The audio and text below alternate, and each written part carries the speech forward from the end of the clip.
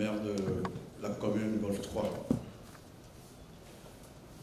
Madame, Monsieur les vice-présidents des universités de Lomé et de Kara, Madame le secrétaire général de l'université de Lomé, Monsieur le président de la commission ad hoc commune 19 de l'université de Lomé, Monsieur l'agent comptable de l'université de Lomé, Monsieur le directeur de cabinet du président de l'université de Lomé, Monsieur le chef service financier, Mesdames, Messieurs les doyens et directeurs, Monsieur le représentant de l'ambassade de France au Togo et du SCAC, Monsieur le président de l'ordre des pharmaciens du Togo, Monsieur le secrétaire général de la brasserie du Bénin, partenaire clé dans la gestion de l'université de la Covid-19, chers membres de la commune 19,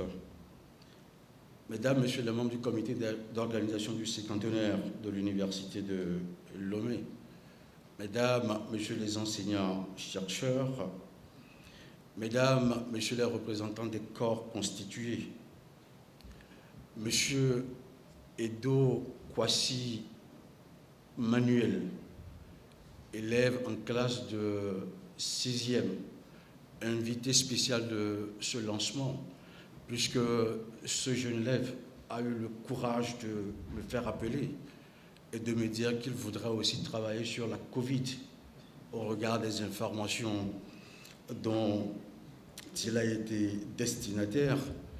Monsieur le délégué général des étudiants et son adjoint, chères étudiantes, chers étudiants, Mesdames, Messieurs,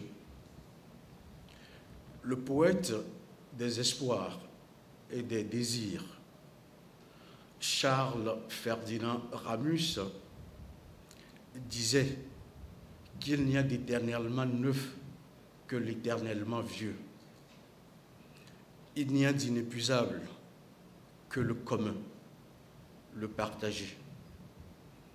Mesdames, Messieurs, le commun, le partagé qui nous réunit ce jour, à son bel âge, 50 ans, est l'université de Lomé, laquelle, loin d'inaugurer les chrysanthèmes, joue sa laborieuse et formidable détermination devant la Covid-19 en flux et reflux. Mesdames, Messieurs, 50 ans, c'est l'âge de la maturité, c'est l'âge du bilan, c'est l'âge des projections. La beauté de l'œuvre est à la vérité le résultat de la vision des architectes, du raffinement et de l'élégance des bâtisseurs et de la discipline des ouvriers. Le regard circonstancié sur l'œuvre, sur les 50 ans de l'université de Lomé, s'impose naturellement en convoquant notre passé du présent, notre présent du présent et notre futur du présent.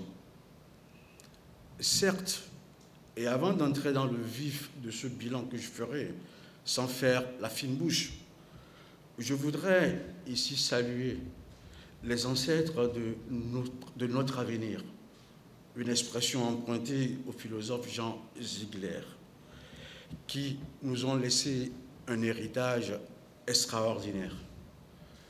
D'abord, je voudrais saluer la mémoire du feu président Eyadema Gnassingbé, qui a su fendre l'armure en décidant d'autonomiser l'université du Bénin.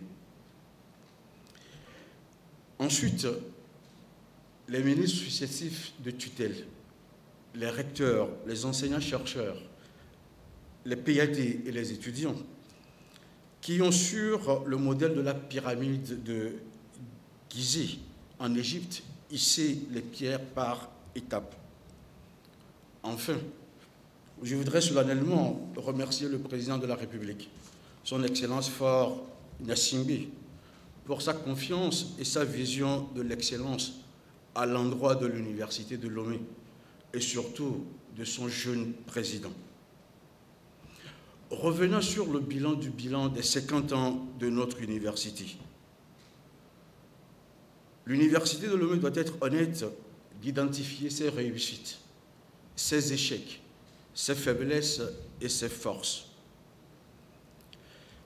Sommes-nous réellement à la hauteur des attentes placées en nous, notamment en termes de notre contribution au développement économique, social, économique et politique, et surtout au rayonnement national et international de notre université et de notre pays? En réponse, il est simple d'esprit d'avoir une idée individuelle.